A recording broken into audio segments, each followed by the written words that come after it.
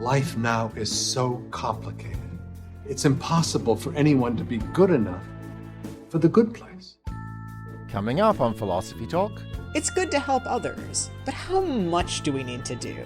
Do we have a moral obligation to do the most good we can? You get up on that movie screen pretending to be a hero, but you're not.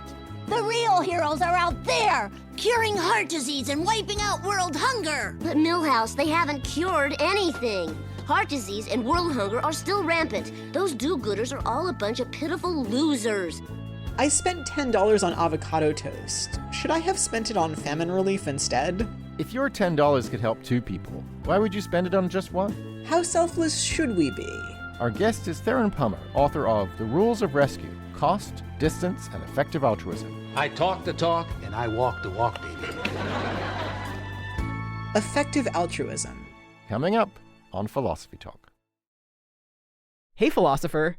Just taking a moment to thank you for being a listener. And asking you to please consider making an end-of-year gift to support the program, so that we can continue to question everything. Except your intelligence. This year, it's been everything from cancel culture to contradictions, from wise women to weird wants. So head on over to our website, philosophytalk.org, and click Support Us at the top of the page. Or give the gift of thought to the other philosopher in your life with a subscription to our library of nearly 600 episodes. Thank you for listening. Thank you for thinking. And thank you for supporting Philosophy Talk.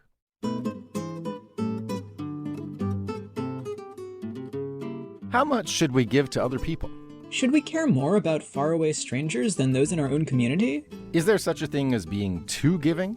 Welcome to Philosophy Talk, the program that questions everything. Except your intelligence. I'm Josh Landy. And I'm Ray Briggs. We're coming to you via the studios of KALW San Francisco Bay Area. Continuing conversations that begin at Philosopher's Corner on the Stanford campus, where Ray teaches philosophy and I direct the Philosophy and Literature Initiative. Today, we're thinking about effective altruism. Effective altruism. So that's Peter Singer's idea, right? You should do the most good you can, and you should figure out what that is by doing your homework and choosing the best way to give. Right. The idea is that you shouldn't just go and give some random person $10. You should go online and figure out how many people you can help with that money. And then you should give it to the ones you can help most. Right. And not just that, you should probably give more than $10, right? More like 10% of your entire annual income. I mean, if you're a good utilitarian, you think everyone counts the same, that includes you.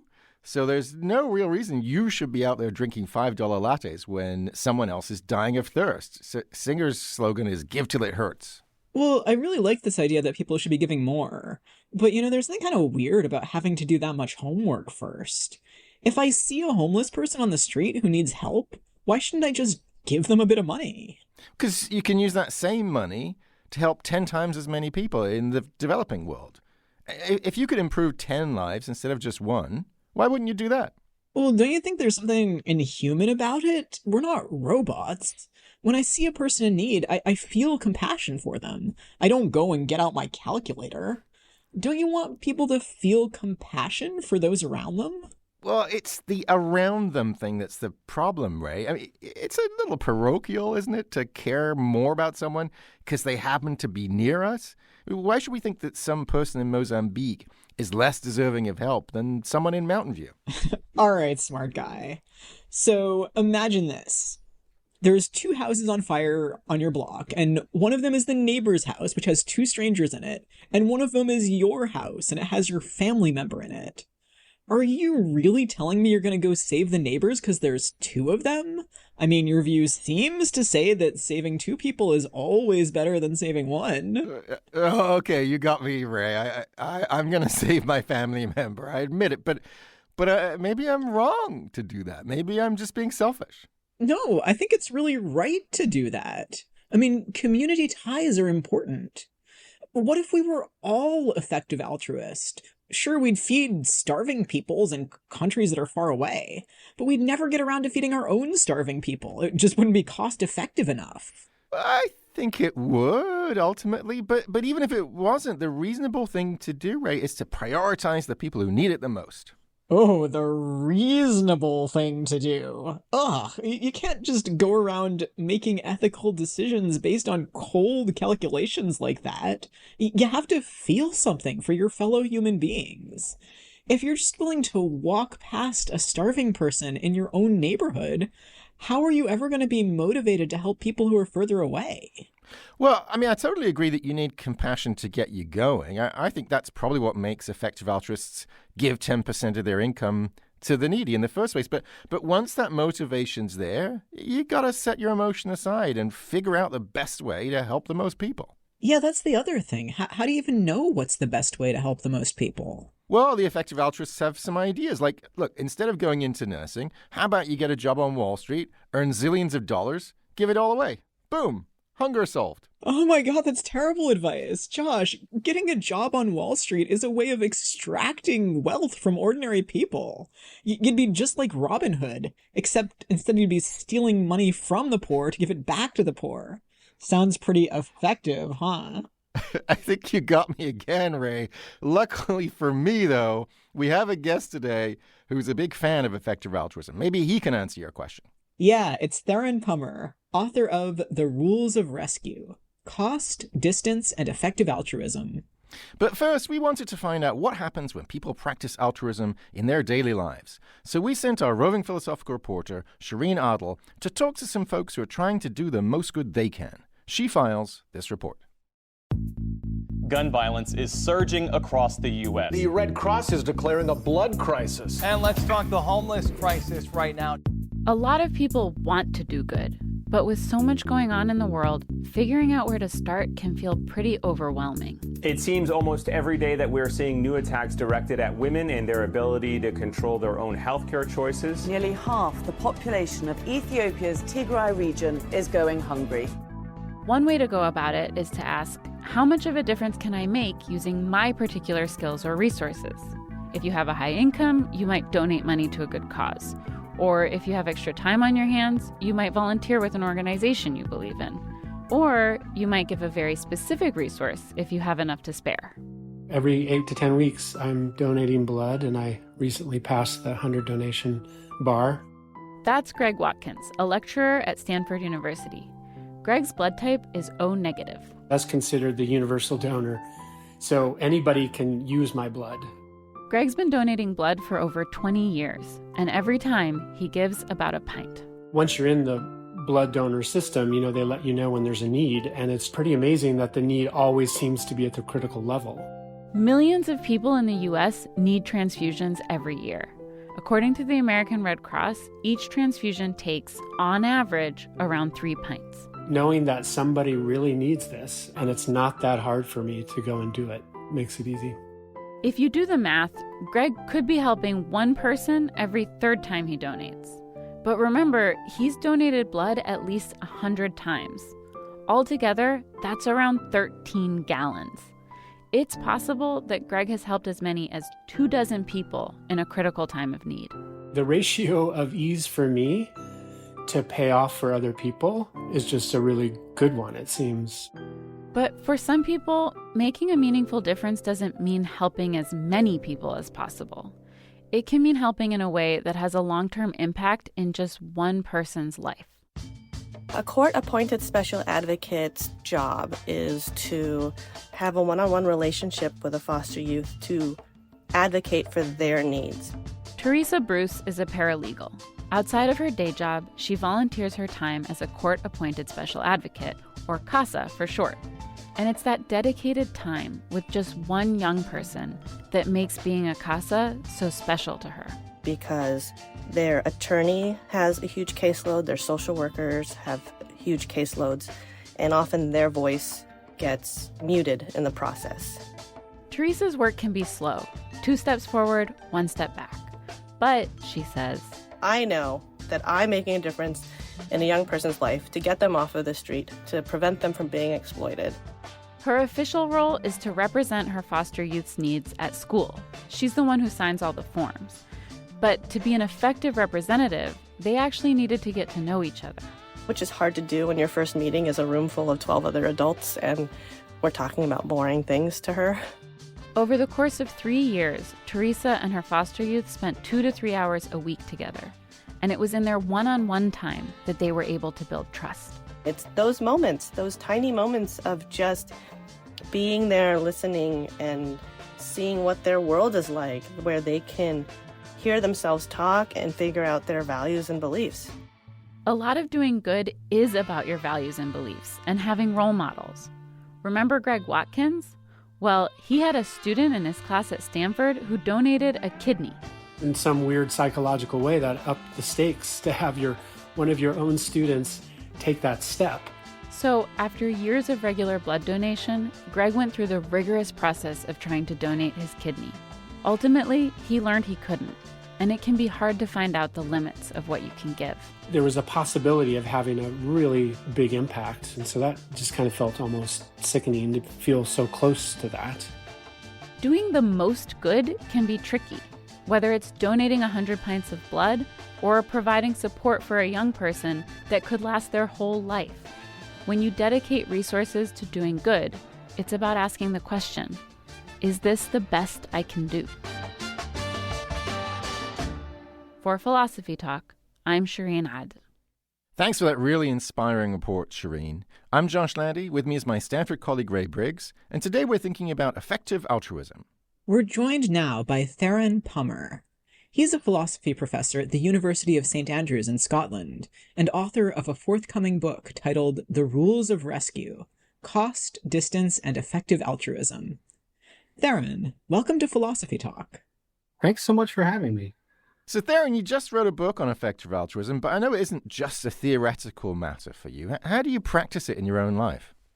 Well, in 2010, when I was a grad student, I came across this organization called Giving What We Can. And the organization provided these profiles of people who'd taken a pledge to give 10% of their lifetime income to whatever causes they think would help others the most. And I was just super inspired by this. And I was also inspired by some of the cost effectiveness figures that they provided, like that you could give up 50 cents to deworm a child for a year. And I was especially impressed with the fact that I could save 1 or 10 people with the same amount of money. So since I encountered this website, cost effectiveness really stood out to me as a crucial consideration when providing aid. And it motivated me not just to take this pledge, but in 2011, start up a local chapter of Giving What We Can at UC San Diego. And then I also started up another local EA group in 2015 when I joined the University of St. Andrews.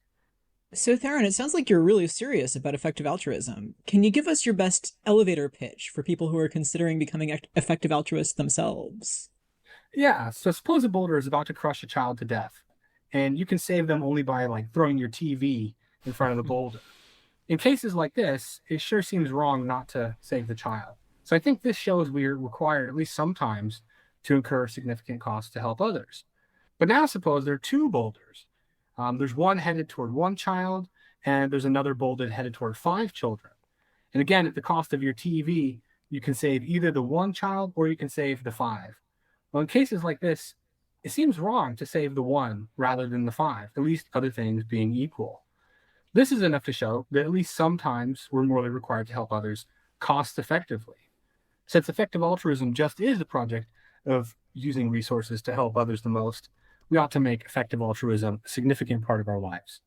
Okay, so we have to give up a lot of luxury to help others, and we have to do it effectively. So I can imagine somebody saying, sure, we should give up a lot of luxuries to help other people, but as long as you're doing something, why does it matter to be the most efficient you can be? Yeah, so I think there's some plausibility to that. And like you mentioned in the opening discussion with Josh, there are going to be special connections that you have to particular people. In your example, it was your family members. And I would agree with you in that case that actually you're at least permitted, if not required, to save your family members. And there are going to be similar special connections that you have to certain charitable causes that in a range of cases can give you permission to help less cost effectively. What I think is just that there's significant moral reason or moral pressure to save the greater number, help more people, help people to a greater extent, and so on. And that it needs to be overridden or defeated by some other kind of consideration. Yeah, I mean, I remember reading somewhere Peter Singer saying that effective altruists don't give to whatever cause tugs strongest at their heartstrings.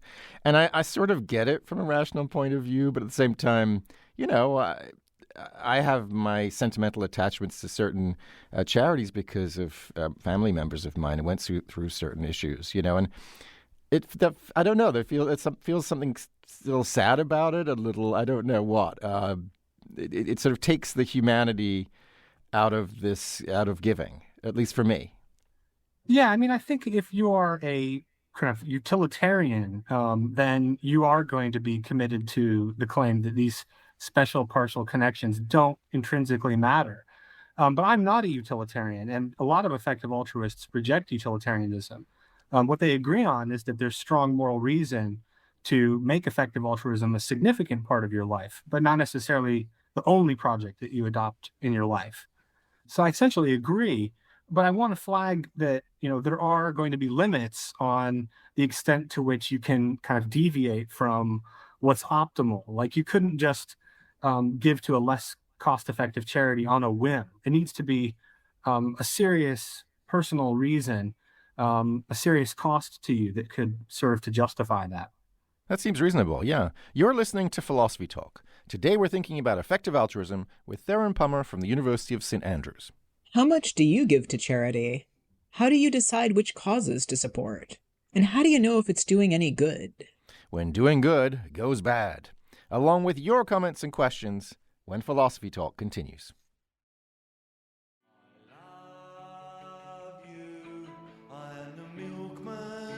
Of human kindness, I will leave an extra pint.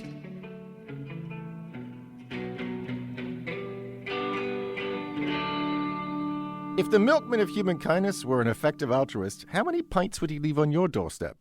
I'm Josh Landy, and this is Philosophy Talk, the program that questions everything.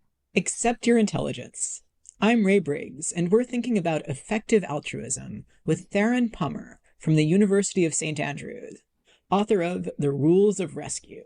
We're pre-recording this episode, so unfortunately we can't take your phone calls, but you can always email us at comments@philosophytalk.org, or you can comment on our website. And while you're there, you could do something altruistic and become a subscriber. So, Theron, you gave us your pitch for motivating effective altruism, but how do you figure out if what you're doing is actually making the difference you want it to make? Well, this is a really difficult question. I think first you need to figure out what sort of difference you're trying to make. It needs to be something at least roughly quantifiable, like saving lives or reducing the number of days of suffering that an animal might experience, or reducing the risk of an existential catastrophe or something like this. And once we have this roughly quantifiable aim, then we need to work out how much we can advance this aim per unit of resources we spend, like how many lives we would save per dollar donated. And coming up with cost effectiveness assessments like this, lives saved per dollar donated, requires a lot of work and expertise. And on the one hand, it can involve processing loads of information and evidence, sometimes that's conflicting, and having to weigh it all up. On the other hand, it can involve trying to determine how confident you should be that an activity will be successful in the absence of really any hard evidence at all. So, while there's lots of data about what works in the context of global health interventions, there's little hard evidence, if any, to go on when dealing with unprecedented existential catastrophes. So I'm actually curious about the first part of your answer, where I pick something that is my goal in being an effective altruist. Like, what are the moral constraints? Like, how do I even go about figuring out what my goal in charitable giving should be? Should I pick something that's easy to measure? Not necessarily. I think you should try to work out what will help others the most. And that's a difficult philosophical question. I mean, it gets into issues about what well-being consists in and how we might be able to aggregate it or compare it across the lives of different individuals, whether to count non-human animals as well. So I think there are a lot of very difficult philosophical questions that need to be addressed to get at the fundamental question you're raising of, what should my aim be? Okay, so you mentioned saving lives. Is that a good place to start? I think that's a reasonable starting point. If you're trying to help other people, usually people have a serious interest in continuing to live their lives, and it's kind of a big benefit as well, an extra 30 years, say, of healthy life. And you can count up the number of lives that you save. So I think it's not perfect because, different people have different qualities of life and they will live for different amounts of time. And there are all kinds of differences, but it's still something to work with as a rough proxy. Yeah, I mean, it's got to be pretty tricky if you're actually trying to calculate. Because imagine a scenario where lots and lots and lots of people are just about surviving, but their quality of life is terrible. So how do you weigh that against a situation in which just slightly fewer people survive, but their lives are great? Like, I don't know how you do that kind of calculation. Well, there are different approaches to this.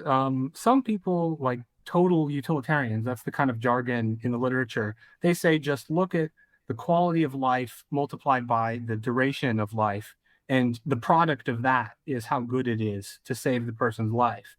I think that gets the wrong answer in a lot of cases. It'll get the wrong answer when dealing with really slight benefits and comparing those with huge benefits to other people. So it'll imply, for example, that we should cure billions of headaches rather than save one person's life.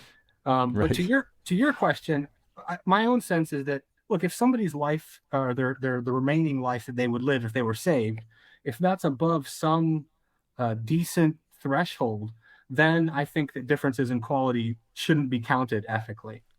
You also mentioned, this is really interesting and it's doing incredible work.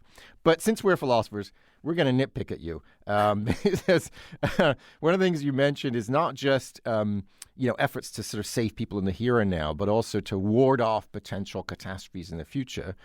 And that sounds like a good thing. But again, if you start to sort of calculate it out, you might end up with some strange results because, the number of potential future human beings is very, very, very high.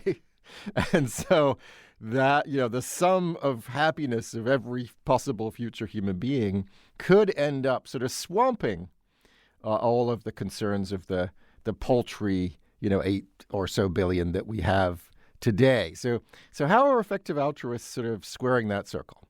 Well, there's disagreement within the effective altruist community and within philosophy about this sort of issue. And I think the disagreement comes down to disagreements in population ethics. So this is the branch of ethics that has to do with the moral status of merely potential persons. So these are people that don't exist and whose existence depends on what we choose now.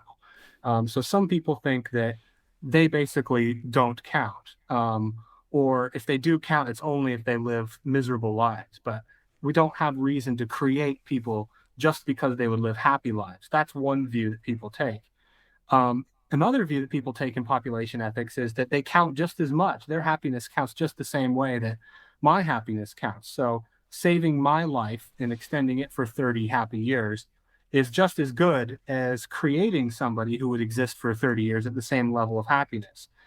And so then the other kind of big axis along which people disagree here is in decision theory. So this is the part of ethics that deals with how to decide what to do when we're uncertain about what the outcomes of our actions will be.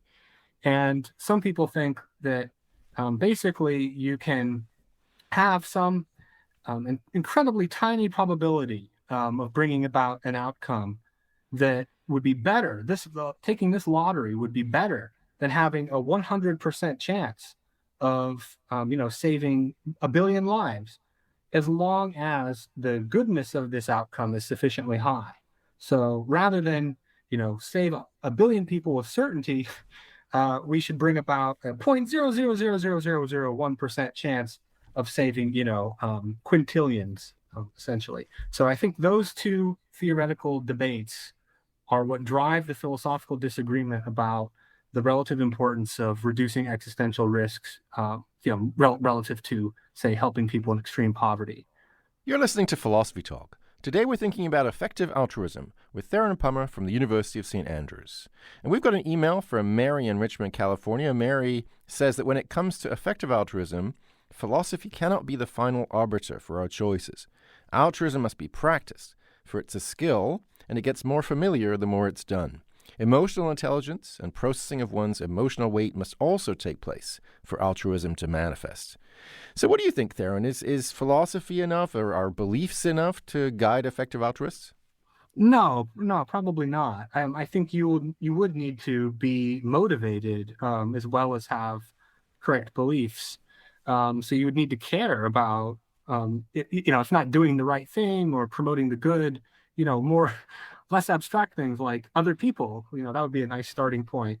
And I think that's probably how most effective altruists, start out. As a matter of fact, they start out caring about people near them, friends, family members, and then their, circle of concern, as it were, expands over time, and their empathy gets combined with these abstract, rational thoughts like, it doesn't matter how close someone is. It doesn't matter whether someone looks like me. It doesn't matter whether I've met someone. And they can kind of extend that motivational drive to help others to basically, everyone. But that's a curiosity I have. I mean, I love this question from Mary because it raises an old and beautiful question about what is required for people to be good, or people to be fully good or maximally good. Are beliefs enough? Do you need emotion? Do you need a certain kind of skill, in a sense, a practice, habit? The curiosity I have with effective altruism is, on the one hand, it seems to ask us to set aside our emotions. We were talking about this a little moment ago. Don't be too irrational. Don't sort of spend your money on the first person you see who seems like they're in need. The thing that sort of is tugging at your heartstrings, in Singer's words, might not be the best use of your money. On the other hand, it seems like surely, as you were saying a moment ago, emotion is absolutely essential for us to be altruists in the first place. So how do you strike the right balance? That's a very hard question. I'm not really sure, to be honest. I mean, I guess I'll say that I would agree that having the right dispositions is important to being a good person, and having the right affective states is as well. I think having the right beliefs is definitely not sufficient to be a good person. So I think we're on the same page as far as that goes. But as far as striking the balance goes, I'm not really sure. I mean, I think some people talk about, as I was suggesting, like this idea of abstract sympathy. So the idea is you start out with, empathy and sympathy for people that you can see, and that's natural enough. But then the thought is, well, it's arbitrary to stop with what you can see or what happens to move you. Shouldn't it be that, lots of stuff really should move you? So it's not that you should stop caring about the kid drowning right in front of you, but you should also care about the kids that are drowning way far away. I have a question about something you said a while earlier, which is that you're not a utilitarian. So you don't believe that we are obligated to do the greatest good for the greatest number, and that's not what it takes to be a good person. So it sounds like you think that's not required to motivate effective altruism. So how much is required? Like, what moral commitments do you need to get it off the ground? I think they're very, very minimal. So I think what you need is a moral reason with, any kind of requiring strength. So the kind of moral reason that could make it the case that you're morally required to perform an action. You just need a requiring reason to help others and to help more rather than less. And I guess it needs to be like a significant moral reason. It can't just have tie-breaking weight. It needs to actually be able, in practice, to outweigh other considerations that it would come up against. And I mean, I think that what it takes to be an effective altruist is to make the project of effective altruism a significant part of your life. And, that's vague, of course, what counts as a significant part of your life. Presumably, it doesn't have to be your only project for it to be a significant part of your life, but also it can't just be that you donate, one time. That's not enough.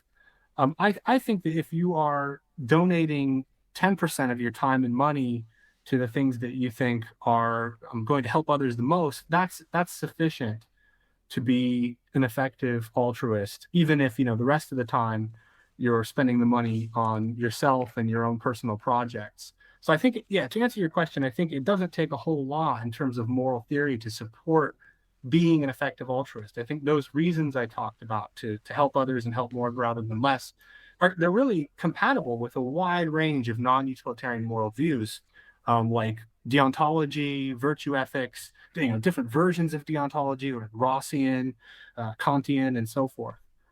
You've said this thing about personal projects and wanting to have effective altruism be one of them. And I'm sort of wondering how you integrate it into your life and what the role is of having a community of other effective altruists, because it sounds like you've spent a lot of effort building community. Do you think like you need other people to be with you to succeed at this project long term?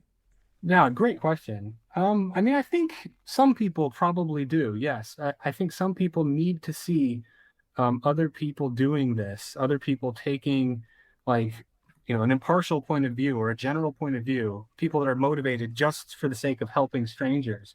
And, they're real life people, flesh and blood people doing this. And it's not just an abstract idea. I think some people are startled by the idea of helping someone that you have no special connection to. I mean, they think it's kind of weird. Like if you just wanted to donate a kidney anonymously, a lot of people think there must be something wrong with you if you just donate the money without any expectation of getting anything back.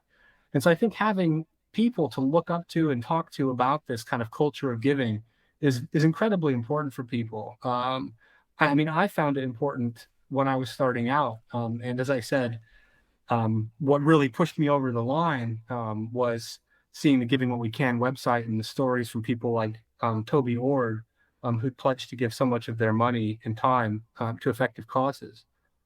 I feel the same way. I think, we heard earlier from Greg, I think that this impulse to donate a kidney, not to a family member or a friend, but just to donate a kidney to whoever needs it next. I mean, that's really heroic. I totally agree with you. But let me raise a little worry I have relating to something Toby Ord said. He said, look, the pressure of reason basically convinced me I'm not going to give to anybody in the developed world because my money is going to go much further and save more people in the developing world. I totally get that.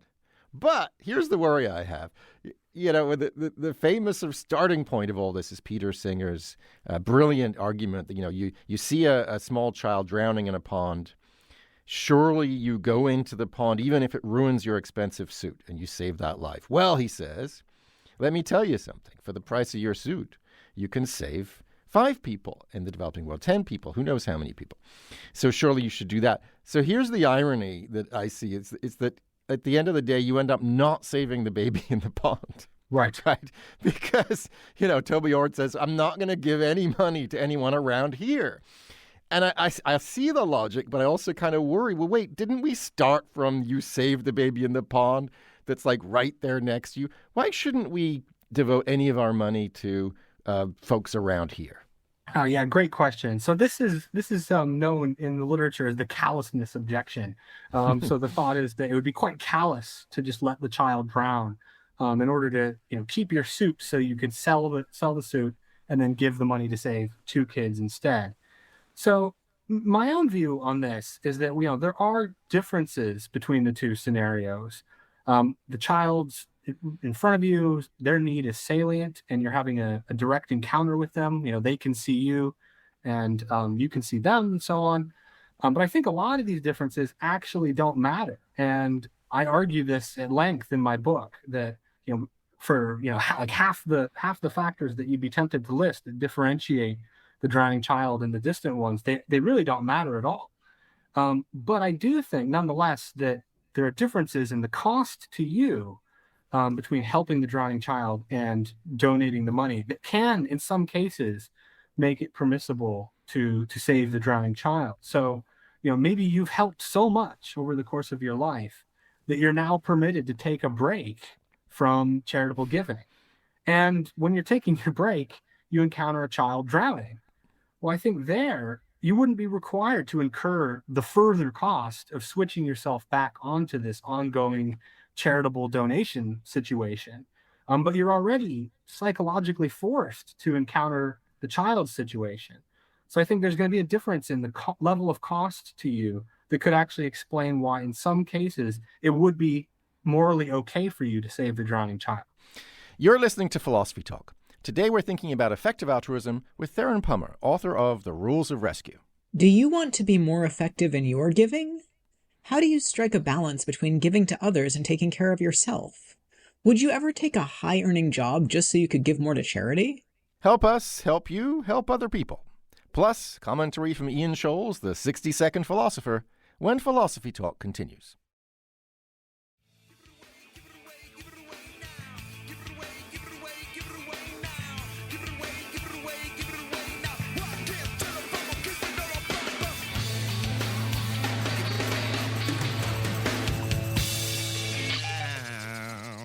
If you had $1 million, would you give it away now?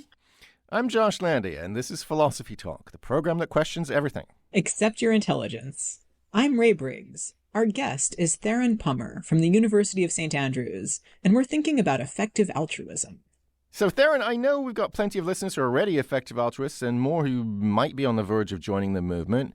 So what advice would you have for someone starting out? Well, if you're not already familiar with effective altruism, I think the first thing to do is go to effectivealtruism.org. Then make yourself a cup of coffee or tea and do some reading and watch some of the lovely YouTube videos and TED Talks that they have about effective altruism. I think this website will provide lots and lots of helpful links for people and data on charity effectiveness and things that people can do with their time in addition to their money. So you could join a local chapter, a local effective altruism group, or you could start one up. Or you could devote some of your research time, if you're a student or if you're in academia or some other kind of research field, to research that would inform cost effectiveness assessments. So the organization 80,000 Hours, they provide free expert advice to people who are looking to make a positive difference with their career. And another organization called Effective Thesis helps students, master's and doctoral students, identify high priority thesis topics. But if you're just looking, for advice on where to donate, then I would recommend going to givewell.org and givingwhatwecan.org. Those websites focus on global health and extreme poverty.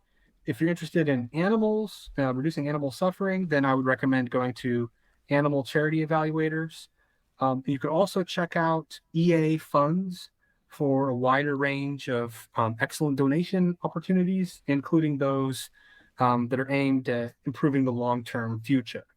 So this is very useful advice. I have a kind of big picture question about effective altruism. It's usually motivated by this analogy of what if you have this child drowning in this pond, and it sort of makes me worry about why are all these children continuously drowning in these ponds, and why are we trying to triage these problems? Gotta drain these ponds. Yeah. So giving to a charity that rescues children from ponds or does the analogous thing is better than not doing that. But there's something really exhausting about a world that keeps throwing people into crisis. And so how do you balance the short-term rescue with the long-term structural change? Yeah, exactly. Great question.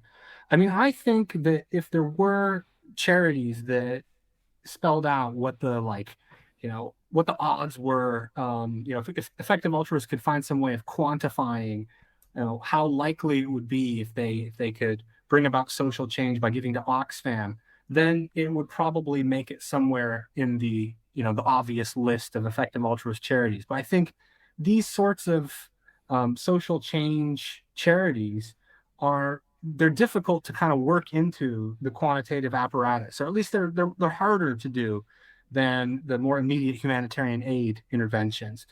So, I mean, I myself think that, yeah, there could very well be some social change charities that are just as worth giving to as an immediate humanitarian aid charity. At least, when you kind of look at them from the standpoint of uncertainty, it could be at least as worth doing. Yeah, I worry about the apparatus of charity as a way of doing this, even while I think deciding where to devote your time and energy and resources is worthwhile.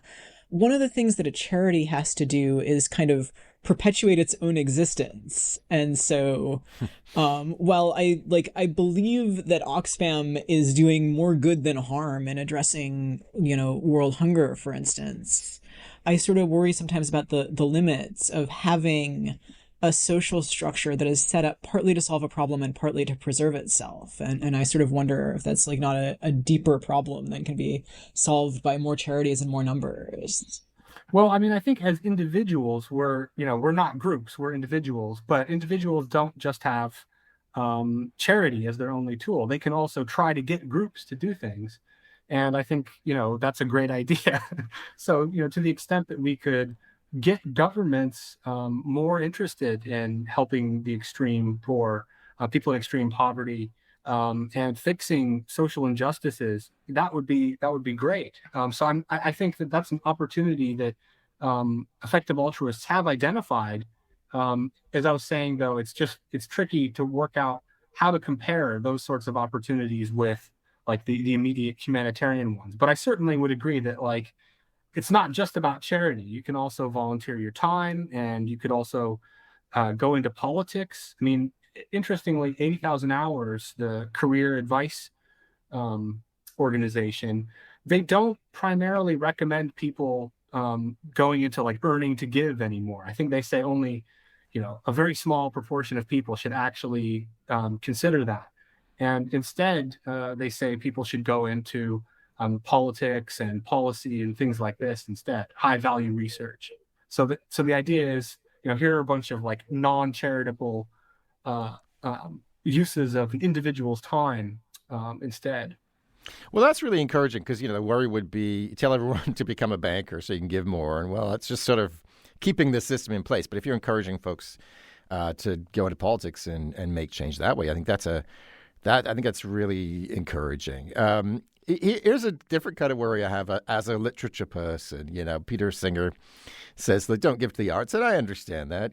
I guess the arts could just about survive without people's donations. But the philosopher Susan Wolf, raised a worry in a paper called Moral Saints, where she said, look, if you were really completely focused on doing the most good you can for the most people, you could never justify writing a great novel, making a great movie, painting a great artwork. You could really never justify it.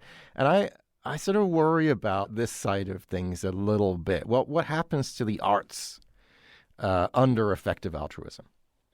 I mean, it's definitely not going to be at the top of the list of recommended cause areas.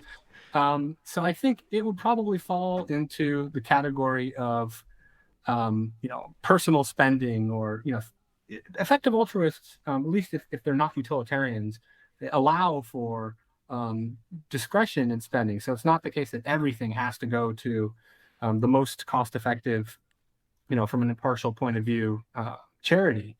So I think the arts would at least be covered in that kind of personal discretion category. But maybe you're thinking that that's not enough, and that there need to be. I'm glad to hear it's okay for people to spend some of their time writing the great American novel. Yeah. I have another kind of outside question about doing the most good for the most people and measuring the good you're doing. So this is like comes back to my worry about how you measure like squishy things. So some ways of measuring good seem clearly like they make sense. Like under most circumstances, it's better to be alive for a while rather than dead sooner. And, it's better to not live in a war zone than to live in a war zone. But there are sort of other kind of quality of life determiners where I worry that people make systematic errors.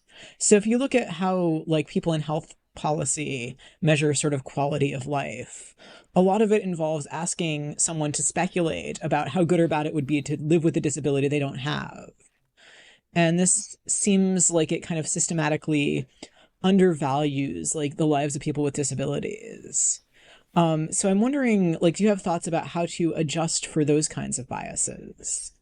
Yeah, I'm not exactly sure how to adjust, but one proposal would be to give greater weight to the preferences or the descriptions of people that have the disabilities in question. You could give no weight to people that don't have the disability because they don't have like the relevant kind of competence, or they have biases about what it might be like to be blind, for example. So I think that would be one kind of fix, but I'm not an expert on this, so I'm just giving you my best kind of guess on the off the cuff. So Theron, we've got about 30 seconds left. What's the most surprising thing that you learned or came up with about effective altruism? Well, I think it's that in some cases, it can be impermissible to give money to a less cost-effective charity rather than a more cost-effective charity, even though it's permissible for you not to give at all. That's a very surprising claim that I've defended, but I think it's plausible if we look at similar cases of nearby rescue. Thank you so much for joining us today. It's been you've been very generous and effective. Well, thank you so much for having me. I really, really appreciate it. The questions were excellent. Our guest has been Theron Pummer, Professor of Philosophy at the University of St. Andrews in Scotland, and author of the forthcoming book, The Rules of Rescue, Cost, Distance, and Effective Altruism. So, Ray, what are you thinking now? Well, I'm thinking that Theron makes a really good case for becoming an effective altruist, and I'm really excited that there are effective altruism groups near me that I can just connect with, so that I don't have to sort of feel like I'm doing everything by myself, which is never a very effective way of motivating myself. But having a whole community and all these resources for being an effective altruist is really helpful.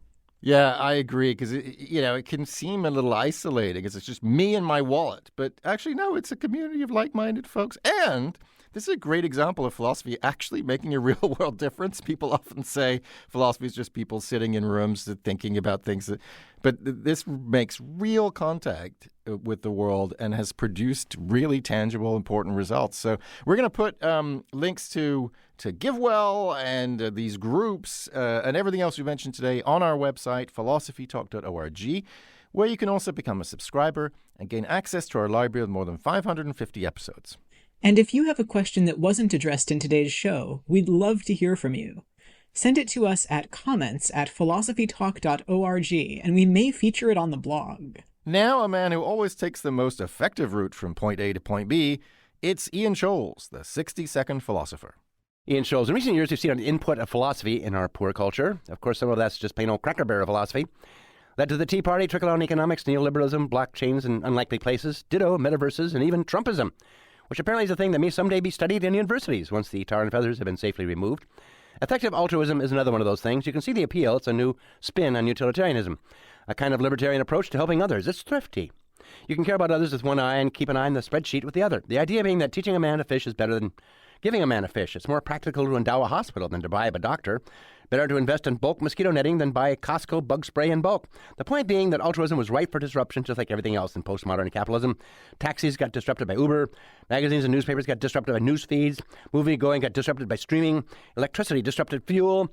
Democracy got interrupted by whatever the hell's going on right now. To the point, an actual organization has sprung up, nonprofit, of course, called the Center for Effective Altruism. Near as I can tell, it began as a think tank, advising politicians and NGOs on policies and procedures for best practice to mitigate disease, disasters, and the other things that harsh our human mellow. Also, which crisis to choose. A conversation started at many of these conferences is, your numbers are wrong, which can lead to sacks, or a pledge to tithe half your money for a worthy cause chosen by the board.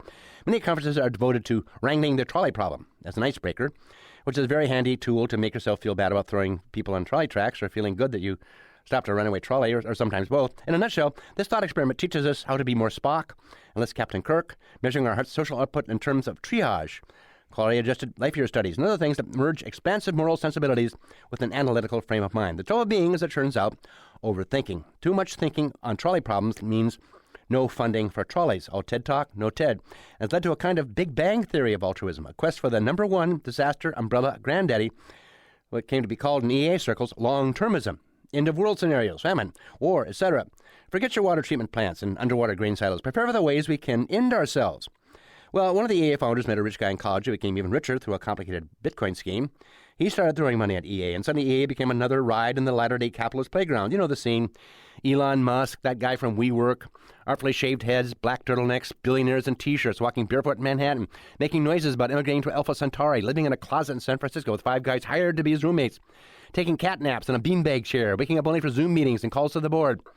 This particular EA billionaire, whom I will not name, when not throwing money at EA, is throwing money at U.S. politicians, trying to get them to regulate Bitcoin trading. Well, regulate in a way that benefits him, leading either to everybody involved with him making millions or everybody involved losing everything. Either way, problem solved, I guess. World saved and billionaire helped. Bitcoin, of course, is the king of crypto. Many otherwise secular people seem to think it has mystical properties that will not only save the global economy, if everybody uses it, of course, but save the planet itself once we get everything on the blockchain. In other words, move on to the next level. Teach a man to fish. Hello, a lot of good that will do after the lakes dry up. Look there in the bottom of the dried up lake, hundreds of them. Rusted out trolleys. Well, it could change the trolley problem into the rocket ship problem, I guess, but geez, it'll be a cajillion bucks just to ride coach. And some guy doing a thought experiment might just ram the spaceship into 5 guys for no reason and you'll never get to Mars. Is that the future we want? I gotta go.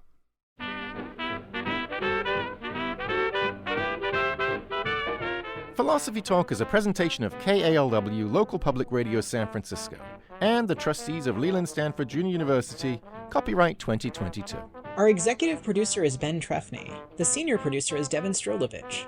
Laura McGuire is our director of research. Thanks also to Yi-Chi Shi, Merle Kessler, and Angela Johnston. Support for Philosophy Talk comes from various groups at Stanford University and from the partners at our online community of thinkers. The views expressed, or misexpressed, on this program do not necessarily represent the opinions of Stanford University or of our other funders. Not even when they're true and reasonable.